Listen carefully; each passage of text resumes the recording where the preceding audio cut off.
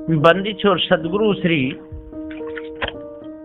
कबीर साहब जी, मेरे हृदय मंदिर के आराध्य परम पूज्य सदगुरु श्री महंत साहब जी, पूजा के योग सभी संत समाज में चरण कमलों में सिर झुका करके त्रिवार बंदी करता हूँ।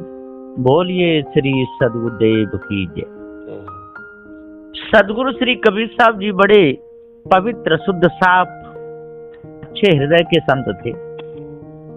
जीवन में उन्होंने कभी भी कोई बुरा कर्म नहीं किया। उनका जीवन बिल्कुल शुद्ध, साफ, पवित्र था। जो भी वचन कहते थे सोच के, समझ करके, विचार के कहते थे। बंदी छोर सदगुरु श्री कबीर साहब जी का पारक सिद्धांत है, और जो भी पारक सिद्धांत के अनुसार चलेगा उसका कल्याण निश्चित है। बिना शांति नहीं मिल सकती।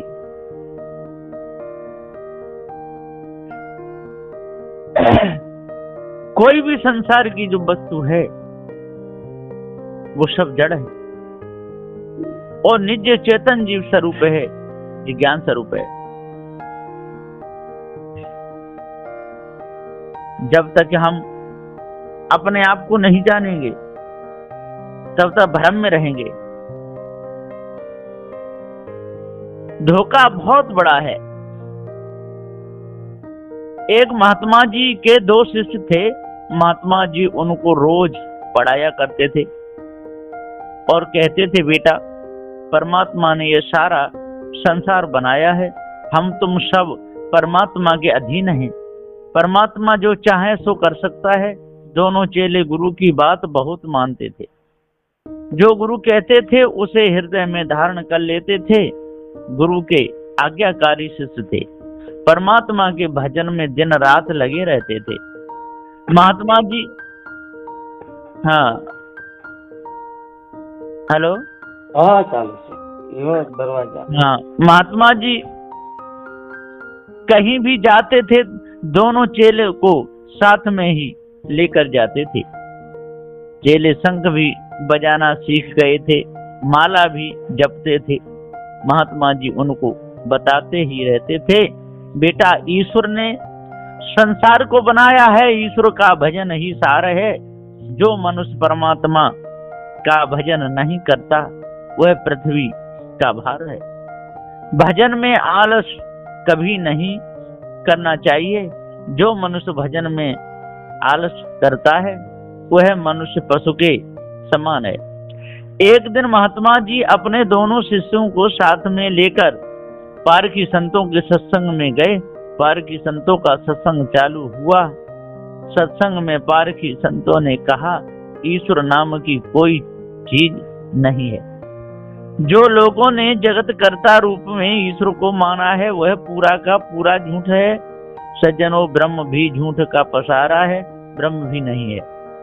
ब्रह्म और ईश्वर के भ्रम में सारे संसार के लोगों को सताया है, भारी दुख दिया है। तंत्र मंत्र सब झूठ का ही पसारा है। भूतों की कल्पना भी झूठ का पसारा है।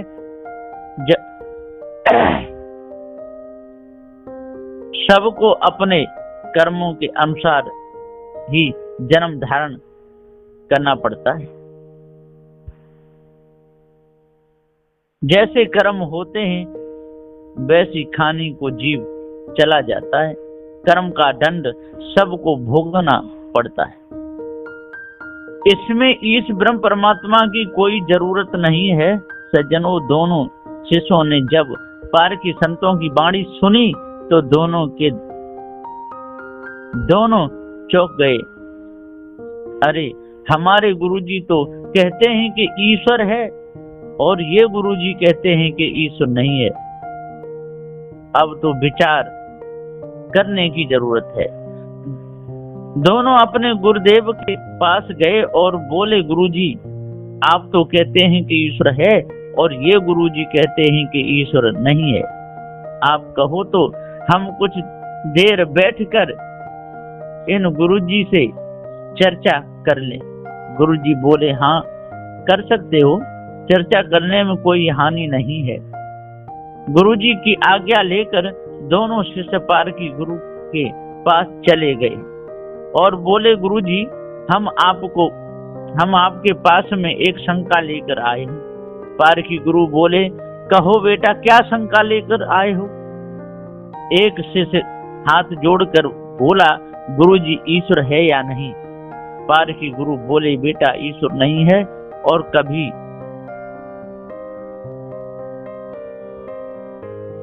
था भी नहीं। ईश्वर के मानने वाले झूठा भ्रम फैलाया है।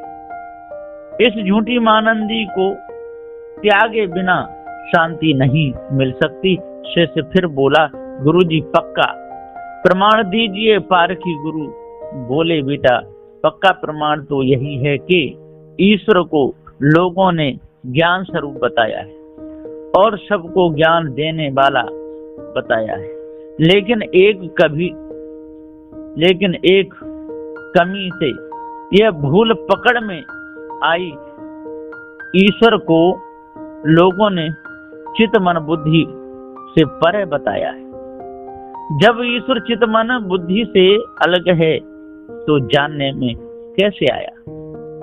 इस कसर से पता चलता है कि ईश्वर नाम की कोई चीज नहीं है।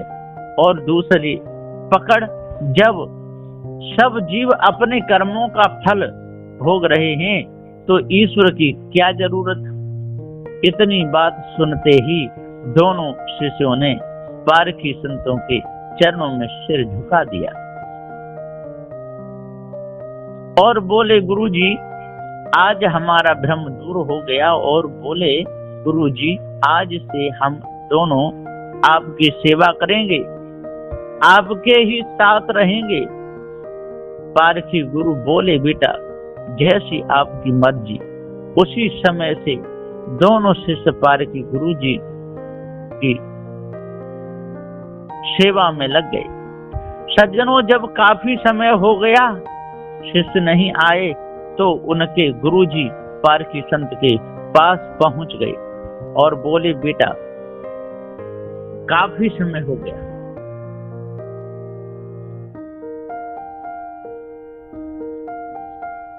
रात हो जाएगी, अब चलो।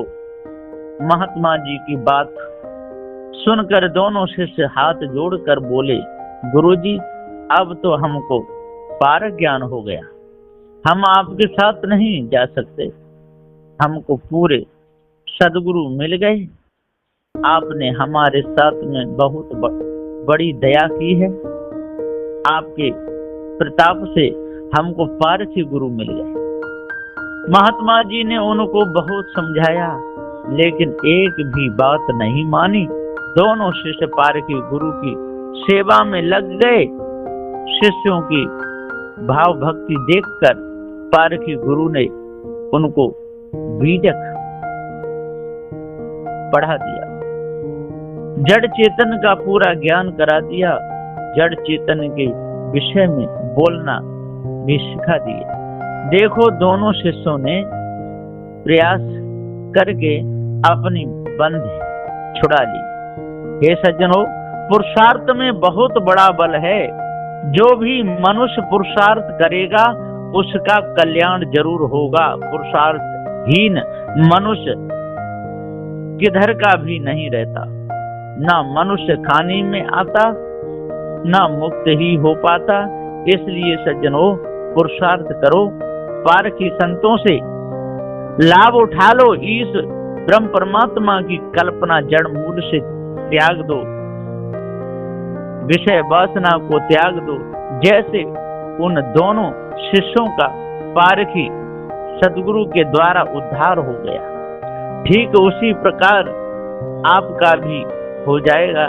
महात्मा जी उन दोनों शिष्यों को पारखी गुरु की सेवा में छोड़कर चले गए।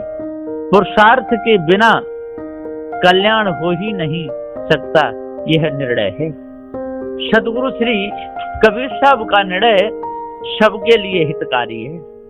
ऐसा कोई नहीं है इस संसार में जो सदगुरु श्री कबीर साहब के निर्णय से अलग रह जाए। हाँ, माने ना माने ये बात अलग है, लेकिन सदगुरु देव के विचारों को महत्व देना ही पड़े। और जब तक सतपथ पर मनुष्य नहीं चलेगा तब तक कालमा हृदय से जाएगी नहीं। बड़े बड़े ज्ञानी, बड़े बड़े ध्यानी इस संसार में हुए, लेकिन उन्होंने अपने आप को नहीं जाना, जड़ चेतन के भेद को नहीं जाना, इसलिए संसार में भटकते रहे।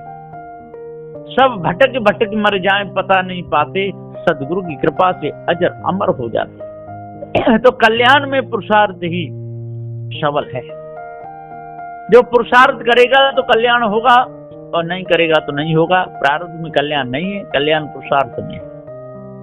बंदीछोर सदगुरु श्री महंत साहब जी सत्य न्याय निर्णय का उपदेश देते हुए रोज समझाते हैं कि जो संसार से उपराम हो जाता है, जो साधु त्याग वैराग से रहता है, जो साधु अकेला बचपन में जो घूमता रहता है, मनमस्ती हो जाता है, पार ज्ञान नहीं हो पाता, वो संसार में बह जाता है। इसलिए साधु को अपनी जन्मभूमि से हित नहीं लगाना चाहिए, और जो साधु जन्मभूमि से हित लगाता है उधर ही उसका झुकाव रहता है, उसका कल्याण निश्चित नहीं है। क्योंकि ये सारे मनमती हैं जो अपने लक्ष्य को संसार में बिखेर देते हैं, और जब समय आता है तो संसार में जाकर के गिरते हैं। ये मोह ले जाता है खींच करके, और मोह मनुष्य को छूटने नहीं देता। मोही मनुष्य का बहुत बुरा हाल होता है। इसलिए सदगुरुदेव कहते हैं कि भैया मोह को त्याग दो, और मोह को जब त्याग दोगे तो आपका काम पूरा बन जाएगा। त्याग वैराग को धारण वही कर सकता है, त्यागी वैरागी वही हो सकता है जो मोह को त्याग दे।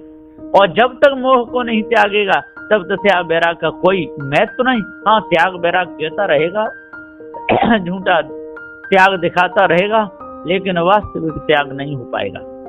यदि आप त्याग वैराग से रहना चाहते हैं, भवबंधनों से छूटना चाहते हैं, तो मोह त्यागना पड़ेगा, संसार के मोह से दूर होना पड़ेगा, और जो ईश्वर परमात्मा की झूठी कल्पना त्यागनी होगी, तभी जीव भवबंधनों से छूटेगा। ऐसा निर्णय है बंदीछोर सदगुरुदेव का। बोलिए श्री सदगुरुदेव की जय।